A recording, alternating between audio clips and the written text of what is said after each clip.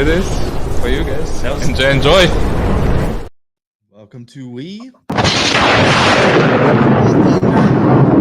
Shooter here with Schooley, and we also got John Harris. First time on the show. John's a Lightning fan like all of us, so he's going to join us to talk about some hockey. I get to talk to John all the time about hockey because we watch a lot of hockey games together. So figured he'd come on and grace us with his presence to talk a little bit about the team this year. Gentlemen, how's it going? Good, John. Doing well. Doing good here. Can you guys hear me okay? Yep.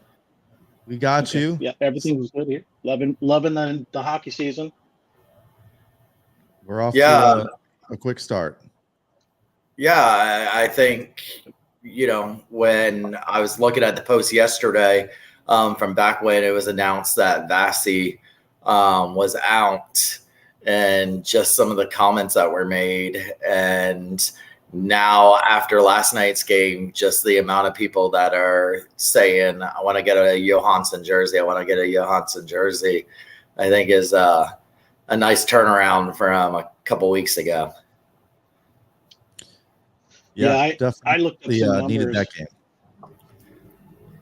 The numbers from Vasi at this point in the season to Johansson at this point in the season from last year, they're not that different. Vasi gave up 14 goals had 148 saves through his 5 games, and Johansson's played 6 games out of the 7, and he's given up 18, but he's also faced 54 more shots with 198 saves. So he's doing pretty good. Jeez. Yeah, I knew. Yeah, he has more saves than any other goalie in the league.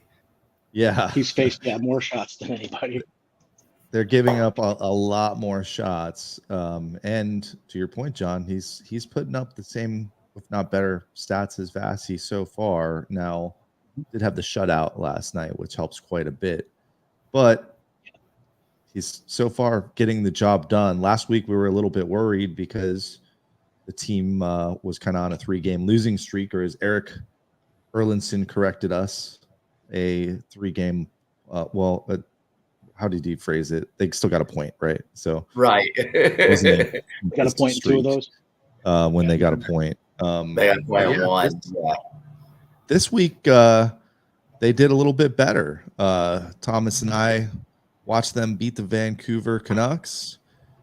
They got a point in overtime in a game they should have won against Toronto, and then last night the shutout we talked about. So 5 points out of a possible 6 over the last week.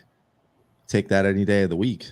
And actually, before I forget, I wanted to bring up this article because I was looking for some things to talk about last night, and I found an article published last night. You guys won't believe this. So do you know the organization that is NESN? Yes.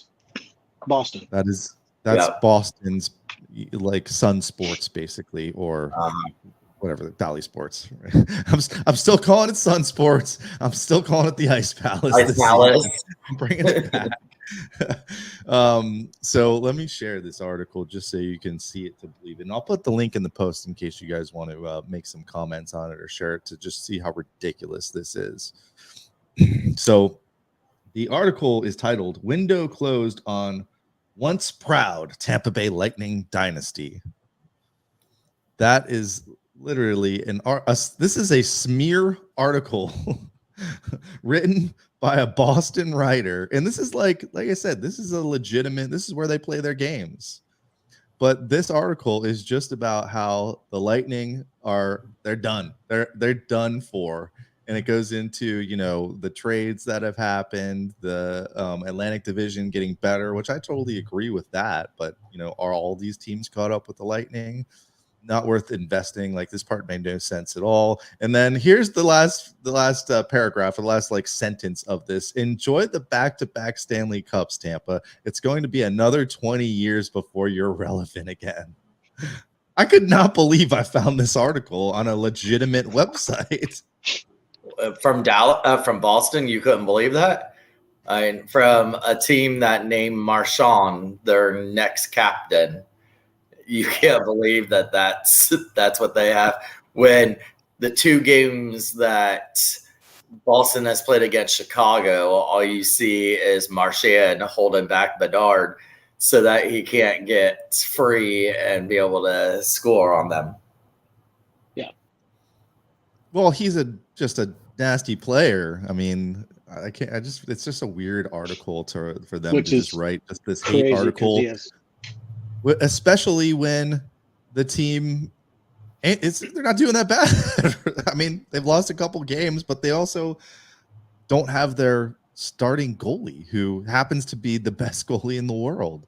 I just thought it was ridiculous, so I had to share it before I forgot about it. Yeah, NESN. the first 7 games, Is Jack Edwards still even calling games? Because that was the station. That's the Yes, he is. thought he lost his job by now. Anyway, way to go, Boston, with their nonsense. And somehow I don't know if they won last night, but they somehow are undefeated to start the season, which is also BS. Yeah, well, and last year you saw their good year they had last year, and they didn't end up so good. And they did end up winning last night, 3-0. So they're still undefeated. Anyway, great comment here. They hate us because they ain't us. Exactly. Hey, before I also forget, we're giving out this, and we will announce the winner next show, which is going to be next Wednesday night. This is a awesome Highlight cooler. It's collapsible. It's not hard, and you can at least fit 12 in here.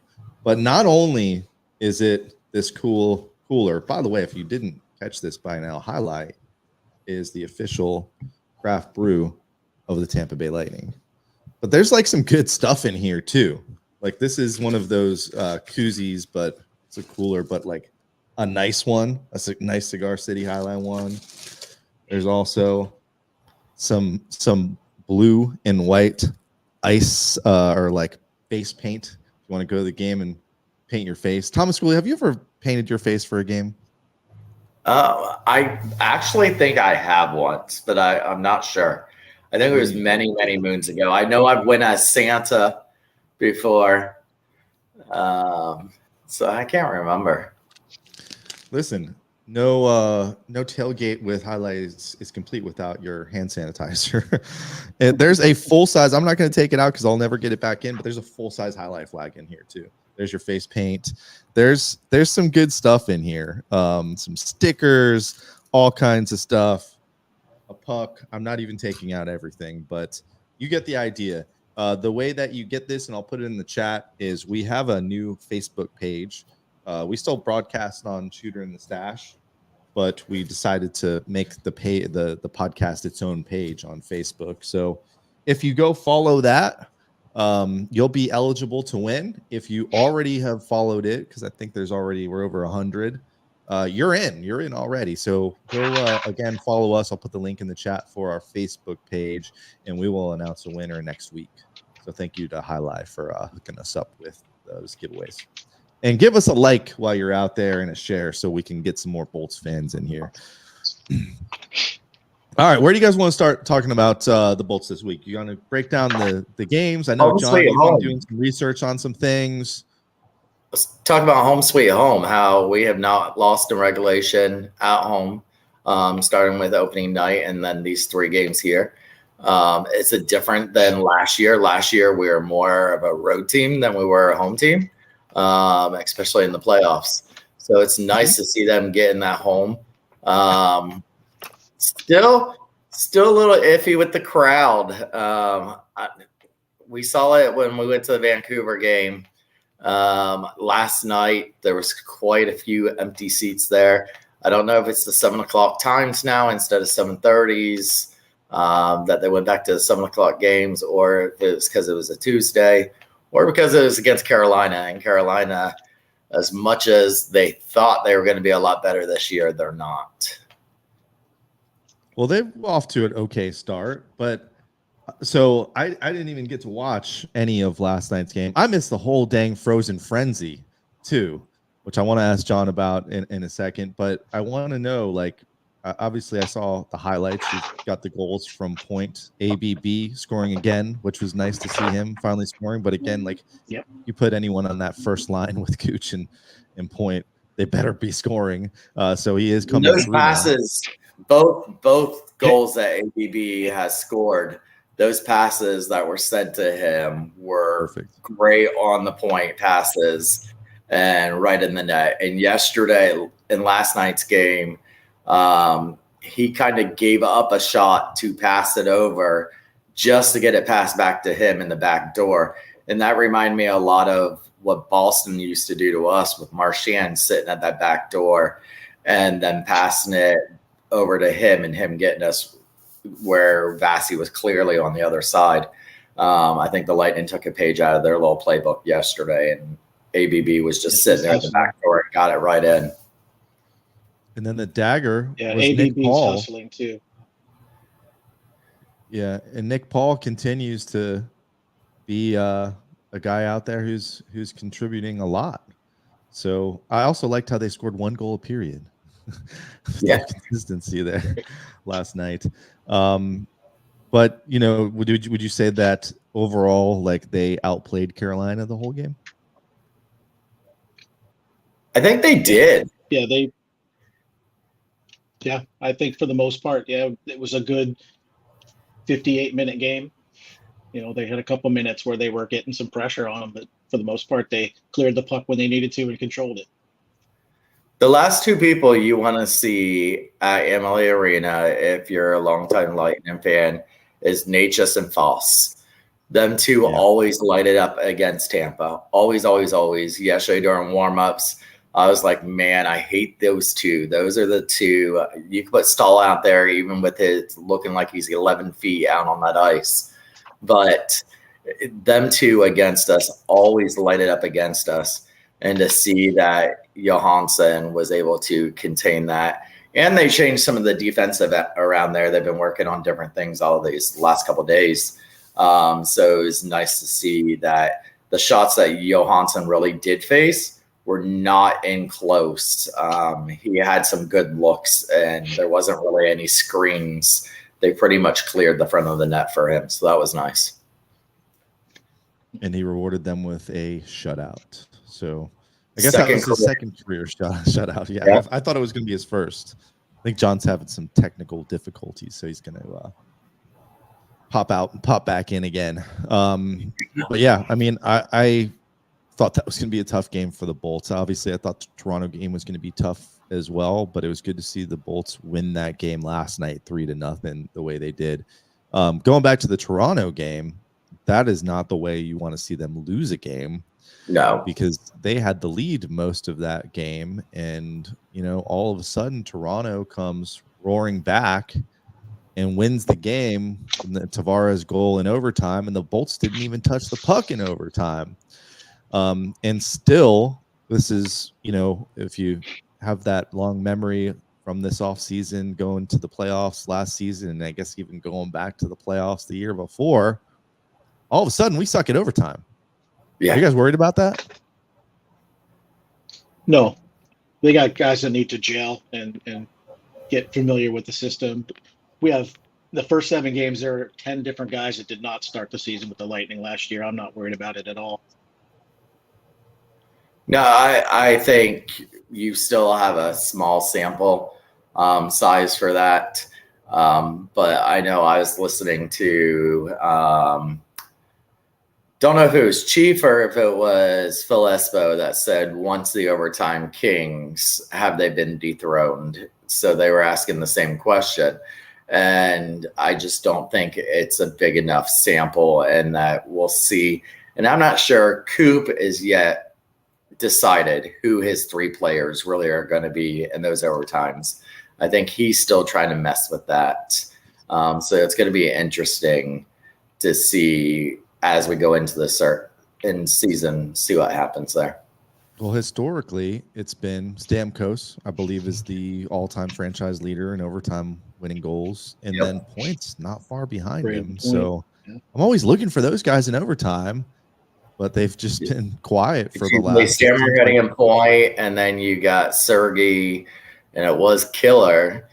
So, I would imagine it's Sorelli and Sorelli and Paul or Hagel. Yeah. And this goes back a while. That's why it just seems concerning. But when you don't touch the puck like they did against Toronto, what are you gonna do?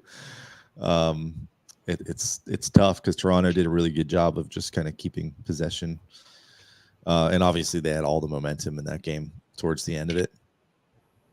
Yeah, they definitely felt it, and that they were definitely wanting it more than the Bolts were. Yeah, we were definitely back on our heels, and that third goal was just kind of a knuckleball at Jonas as he was coming across the crease. That wasn't going to be an easy save for anybody. Yeah. All right. Well, 4-3 overtime loss to the Leafs. Kind of sucks that was the sour note of the week, but you still get the point. You still get the 2 other wins. The Canucks game, mentioned I went with Thomas, and it was I thought it was an awesome game. Yeah. 4-3 win versus the Canucks. The Canucks played well. I know they haven't had the best start of the season, but Cooch was on fire this game with 2 goals. Nick Paul made another dent on the score sheet with the goal. You had AC Mont with that snipe, kind of led the comeback for them to win. And then Jeannot with the dropping the gloves and just destroying anyone that will drop the gloves against him. And I just don't understand at this point why everyone or why anyone would try to fight Jeannot after just, his fights since he's been on the Lightning. Yeah, that's agreed. And I bring that up because that was kind of a turning point in the game. Like this was really anyone's game, and after that, Coop mentioned that too. Coop mentioned that in the post game that he thinks that could have gave them a spark. And we talked about with EE last week that he was talking about people are noticed that Jeannot's here and they don't really want to mess with us. Well, then you bring this West Coast team in who only gets to see us 2 times a year. And apparently they didn't get the memo that Jeannot now played for the Lightning because that poor Canuck, he picked the fight with the wrong guy. And I put a post because I heard them say, when a player realizes they're about to get their ass beat, they try to go down to the ice as quick as they can so that the rest will come and break it up. If you watch the video, Jeannot pulls him up 3 different times as he's trying to go to the ice. And Jeannot's like, I am not done with you. And last night I kept an eye on it, and it was getting scrappy last night. But every time Jeannot went to go after somebody, the refs quickly jumped in, or people started jumping in and getting Jeannot away from it. And we saw it. Serena was there with me in pregame. We saw it in pregame that Lemieux was already fighting with Chernak in the pre-skate. So we saw that. And then, of course, he ends up getting so many penalties. Yesterday, he gets the 10-minute misconduct from the bench. And he gets kicked from the game for the rest of the night. So it started in pregame yesterday in the pre-warm-up skate. Yeah, and bunting. And then there was some comments. Nicole from one of the admins from Thunderbolt, she had a meet and greet with Jeannot last night. That was the meet and greet after the game last night. And she said, I really wish you would have fought Bunting. And he said he didn't want to. He wouldn't. The ear. Yes, there's Stephanie's picture. She was there with Jeannot also last night. Jeannot, and it looks like Mike on YouTube says they wish he had him back in Nashville. Great player. We wish he was just scoring a little bit more for us. But yeah, like the 21 goals he scored, right, as a rookie. Yeah, he was scoring goals for Nashville. We just haven't. But I like that when he fights, he takes them with him. That's the improvement we got over the Maroon. Is that Maroon just got the 5 minutes and didn't take anybody with him. And now Jeannot makes sure it's a mutual penalty on both of them. Right. Yeah, he don't want the smoke. Yeah, so it's good to see Jano out there kind of, if you're not scoring goals, which I know he did have the one goal this season, then he's at least kind of making an impact and he's hitting guys too. We talked about it a little bit last week too, so we've mentioned him every week so far. That's not bad. Go ahead. I was going to say, having Jano when you get to the bigger games like with Boston or even the Rangers, if they can add Watson to the lineup, and that guy is also a fighter. You have two guys out there that are, patrolling the ice, and that's going to take a lot of cheap shots away that the Lightning have been facing for a couple years now. Nobody was afraid of Maroon. Sorry, love you, Pat, but or Perry. Yeah, exactly. That was supposed to be what Perry was brought in for, the leadership, and then also to be that pest, that little gnat. And you just seen where Reeves just was like, he ain't nothing except for someone that talks. He doesn't know how to fight or anything else. And that's the difference is nobody was scared of this team. It's been years since anybody's been scared of playing against the Lightning. And now we have some of those guys who are like that. And we saw that all the way back last year. I think it was Eric Erelson again who put the Jano effect, where I think it was during the playoffs. Literally two players were going after one of ours, and Jano starts skating towards them, and they both just turn around and are like, oh, never mind, because nobody wants to fight them. And you got that Jano effect. Yeah, we're becoming a scary team just in time for Halloween. So we'll see. Yeah, I totally agree. It'd be interesting to see, I think we're going to make the playoffs. But it'll be interesting to see how often they put Jano and Watson both in that lineup together. Because we talked about last week. Well, you're not going to mess with the Lightning with those guys in the lineup, because you're going to get hurt. You're going to feel it if you try to do anything. And we need that with guys like Point and Cooch and Stamkos. These guys that have gotten hurt before, and they're definitely targets for the other team. Mm-hmm. And you got guys like Cooch who gets pissed, and if he gets upset, he just draws a dumb penalty. So I'd rather have some guy watching his back, and we don't have one guy, we got two guys. So he took one yesterday that make it up. Cooch took his stupid one yesterday where it ended up towards the end of the game. It ended up being a 4-on-4 and then a small power play for the game. And that was him at his frustration. And people know that. People know that if you get in Cooch's head and you bug him all night, towards the end of the night, he's going to start slashing you. He's going to pull you down. He's going to do something and take that stupid penalty. Yeah. All right, we got a couple of good questions. I had Elizabeth. I have yours. Hopefully you're still out there. I have that one starred, and I do want to talk about Jonas and the goalie situation, of course. But hold on, because Stephanie just dropped this one in there, and I haven't even really thought about this yet. 2 weeks. 2 weeks. Yeah. He definitely, well, I shouldn't say definitely, but he must have broke his hand. Yeah. When he blocked that shot. So he's been out, and they said indefinitely at first, but I guess it's going to be back in 2 weeks. How does the dynamic of the lines change when Mock comes back? I don't know, because I think they just are starting to figure out what these lines are. So he's going to kind of throw a wrench in the plans when he comes back. What do you guys think? I don't think there'll be a lot of 7 defenseman nights when he comes back. Like there'll be more of a traditional lineup every night. Well, last night they didn't go 7D. Last night they only had the 6 out there. And that, who there's that debate. I've been seeing a lot of the articles written now. Does ABB finally get a chance to stay with this team? Has he solidified a spot on this team now? 2 goals. Looks like some good chemistry there with Cooch. The hustle's different than it was in his previous stints.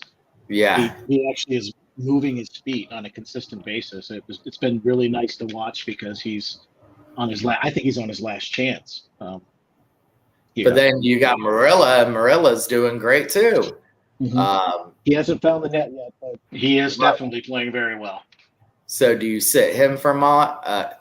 That's who I would imagine where how you're going to change that up. But Morella's definitely got the speed, so it's going to be hard there. Yeah, there's Connor Sheary too, which I've not been happy with his play. Not what I expected him to do. I had actually felt like he would come in and take over Killorn's spot. Maybe not as good, but he would give that physical guy on the top line that could put the puck in the net. He's just not panned out in 7 games. Of course, it is only 7 games. But I don't think that was ever the plan for him, though. Well, I think Paul was more. I think Paul was the one that was penned to try to be the new Killorn. Mm-hmm. And last night it was Sheary was back on that 4th line. Mm-hmm. Yeah, so it seems like he's kind of found his home with Glenn Denning on that last line. Who I love very much. Glenn but no, it'll well. be interesting to see because I'm sure they're going to want to get Mott back in the lineup, and I think they probably want everyone to play. So I don't know if they're going to do this scratch by committee where they change it up every once in a while, and Mott sits 1 week and the next Morella sits or gets scratched. So it'll be fun to watch. But remember, we also have that 10-game rule that Eric talked about last week, where they won't have to clear waivers again on BOGO, on ABB. So is Coop strategically doing that along with JBB, where they're going to make sure when Mott comes back that they don't have to clear a waiver scenario. So it'd be interesting to watch those games that get played also. Yeah. And it's also going to be interesting when Vasi comes back, which still got another month, I guess, probably a little bit longer until he comes back, but they're going to have to do some salary cap gymnastics. Someone's got to go. But let's go back to Elizabeth's question then. Do you think Jonas, with time and learning from Vasi, is going to be a top goalie? I mean, he's what, 50 NHL appearances by now? I think it's something like that, yeah. I think by now. I don't think he'll be a top goalie. I don't know if he'll ever be a starter. I think he might be a solid number 2 somewhere. But I don't know if he'll be a starter.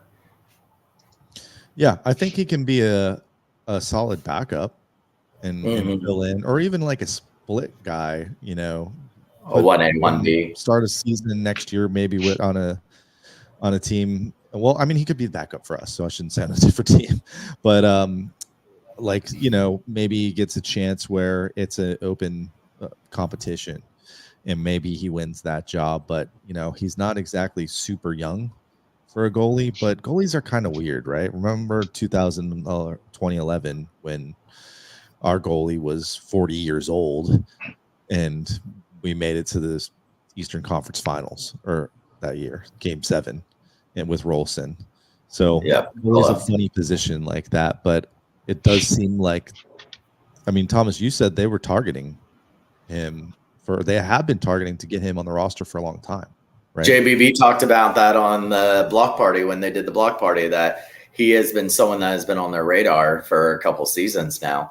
And that the time was finally right. I honestly think they could have re-signed Moose for another year, but didn't want to go that route. I think Johansson was something JBB honestly said they've been keeping an eye out on him.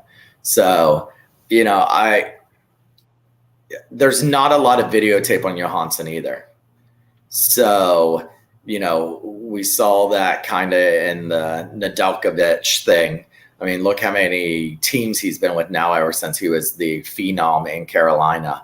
Once they get that videotape out there and they learn, they finally figured out Vasi's weakness.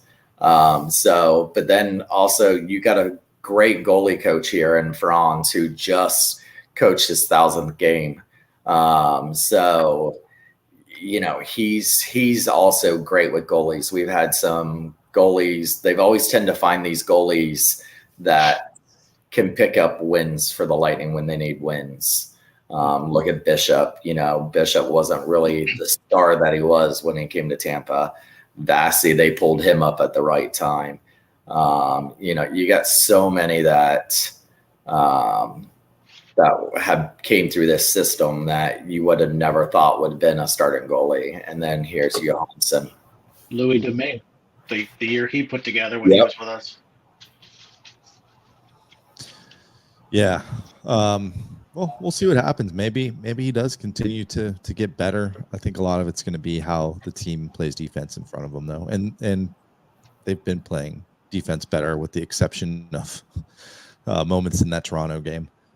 Don't forget, one last reminder, we are going to do a slightly short show tonight, but this cooler full of goodies.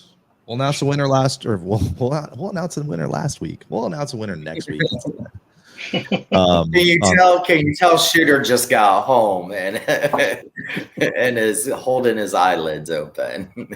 Yeah, I literally just got back in town from being out for a couple days, so I am deciding to cut the show short tonight. Don't worry, we'll make it up to you next week. What about but it was a good week too. So first goal yesterday. Whose? Pointer. Oh, he didn't have any until yesterday? I thought he had one. No. Oh, geez. No. And that's pretty good then. If they've been, staying even without their best scorer or really scoring a lot of goals. Or any goals. And the breaking news, it was his baby's first game yesterday. That's always does it. And it's a daughter. So it's a little baby girl. I don't have a name, but as a little baby girl, it was her first game yesterday.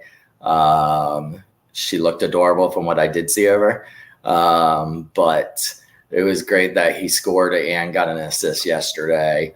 That's something I'm sure they'll always cherish with it being her first game.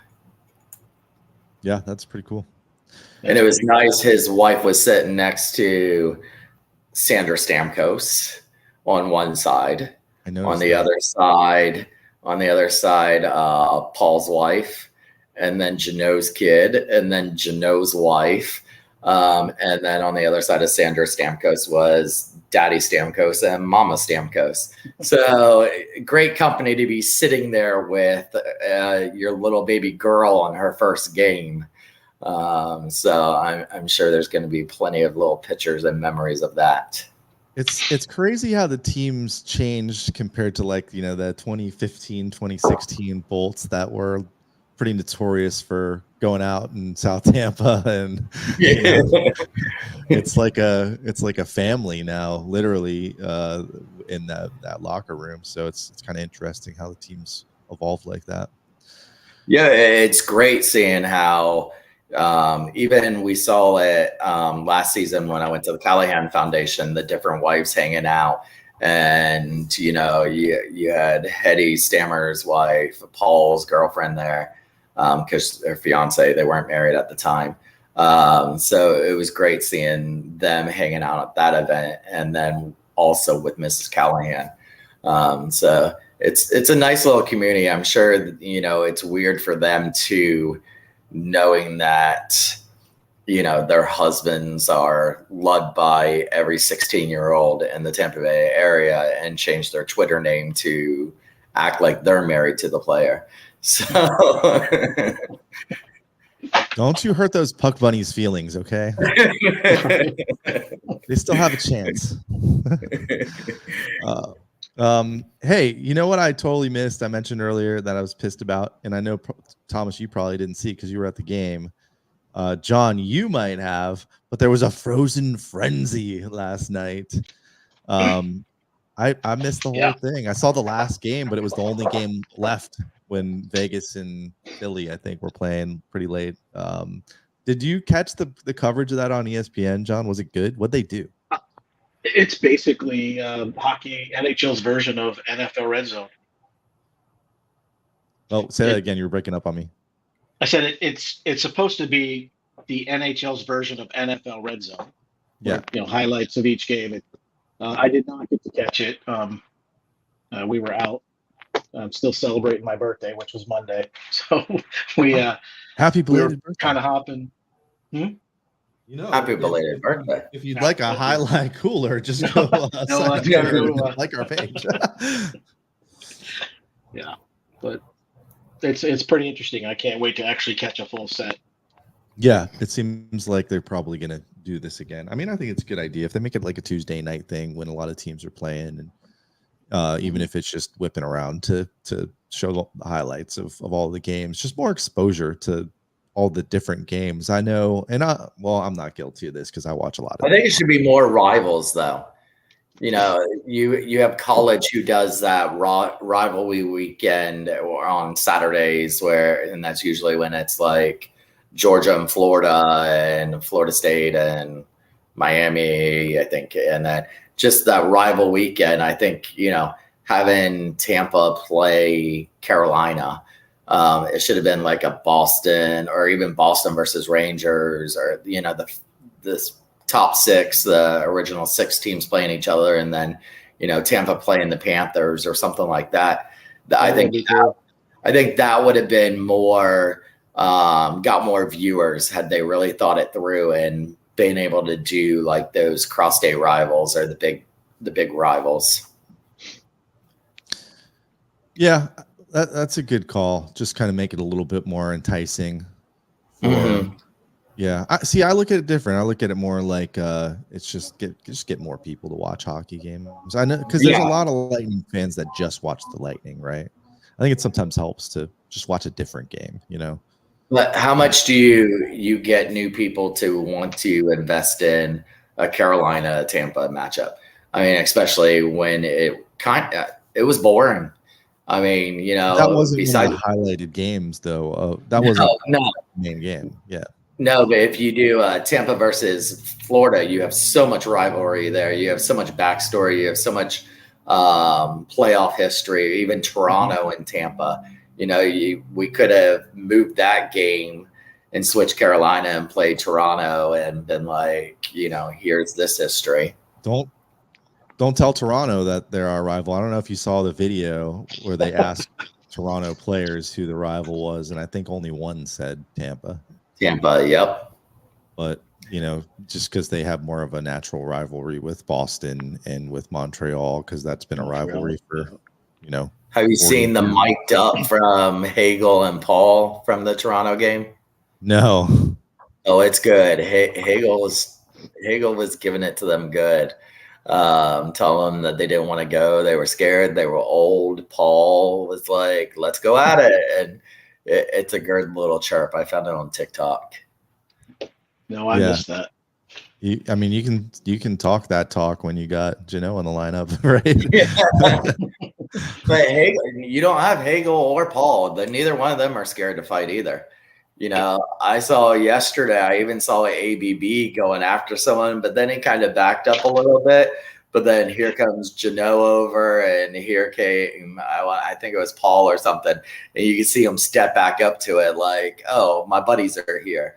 So, but you got a new attitude in this team. And I think it started with the Geno effect, and it's just continued. And Sergachev. Sergachev's also, I mean, we saw that in what game was that where he was telling everybody, let's fight. I'll fight any of you. Might have been opening night. He started chirping people and was like, we'll fight. And it's just a whole new attitude for this team. I like it. Good. I like it too. So we'll look ahead. And then before we get out of here, we do have a game tomorrow night. It will be the San Jose Sharks coming to town, and they have not won a game yet. So I'm expecting a big win over the winless Sharks. What do you guys think is going to happen tomorrow night? I would like to see a decisive win. Well, last night was decisive, right? 3-0, but I'd like to see a well-rounded win. One of those games where we score like 7 goals, right? Yeah, I would love that. Yeah, it's time. Yeah. But you also got to look at the other side of the coin here. The poor Sharks haven't won a game yet, so they're at that desperation level. You know, it's almost like playing in the playoffs for them Well, and you know, Tampa tends to fall into the trap of those teams. Those are the teams that tend to get their first victory is against the Lightning. Yep, the A game effect. Yeah, so definitely keep your eyes on that one. While you're Return of Ruda, so we will get the Ruda tribute video. Oh, that's no, true. we had that last year with Pittsburgh. Pittsburgh, yeah. They did that small tribute to Ian who'd they Cole. do it? Yeah, Ian Cole Thursday. when we were there. Yeah, I missed the whole thing pretty much. Like I didn't even see the video. I just saw him at the end. Welcome back I have ever seen. I think they had 5 clips of him, and that was it.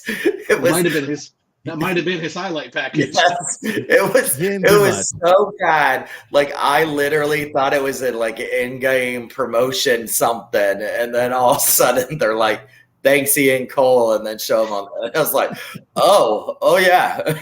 Jonathan Quick got a bigger welcome back to Columbus, where he didn't even play.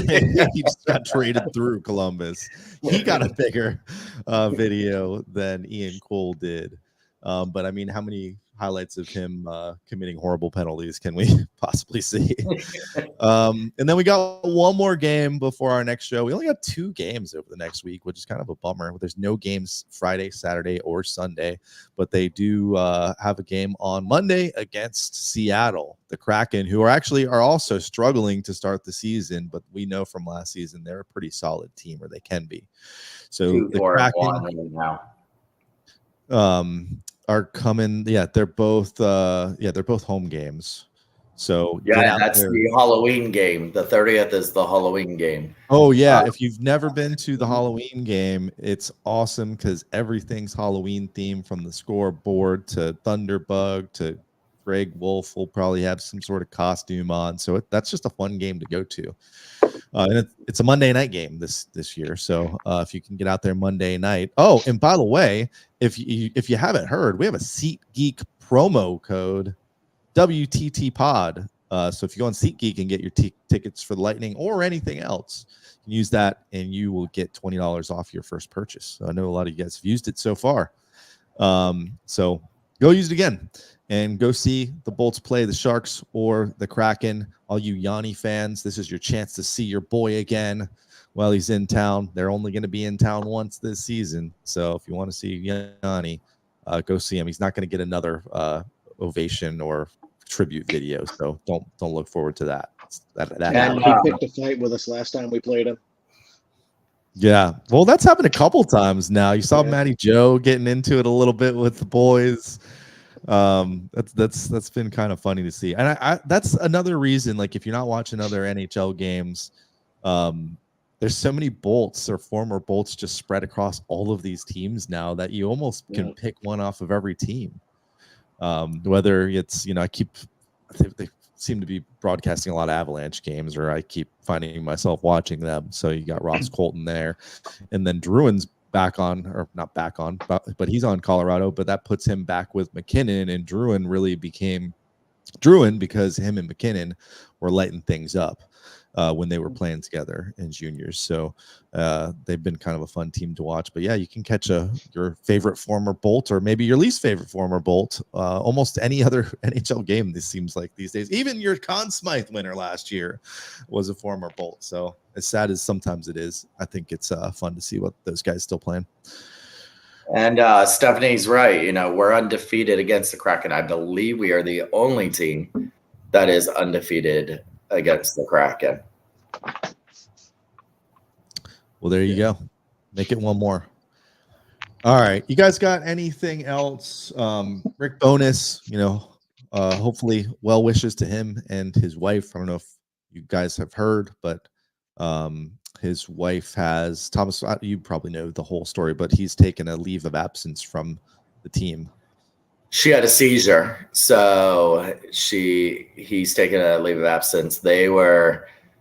His daughter, I believe, is still doing a lot of stuff here in the Tampa Bay area. So he was very well liked here. A lot of people were upset when he left. And then we played him in the Stanley Cup Finals. Yeah, we did. And, you know, and then a little shady what he did to leave Dallas to go to Winnipeg. So, He's got but Winnipeg winning. He's a good coach. yeah, Mhm. yeah, he is a good coach. You can't take that from him. And so, yeah, right now he's stepped away from it. It doesn't sound like it's like crucial death or anything, but she did have a seizure and he's took that time off now. John, you got anything else for the people? And by the way, we'll get you back on. I usually we go at least an hour, and tonight I just got to go. I just got to get out of here. No, I'm good, man. You're tired. That's a wrap. I'm good. All right. Well, let's enjoy the next week of Lightning hockey. Let's meet back here again. Don't forget to go follow that new Facebook page, We the Thunder Podcast. And we'll announce a winner next week and talk about those two games and whatever else happens in the world of Lightning hockey. Thanks for watching. Thanks for listening. This has been We the Thunder. Don't forget to be the Thunder. That's it? That's it.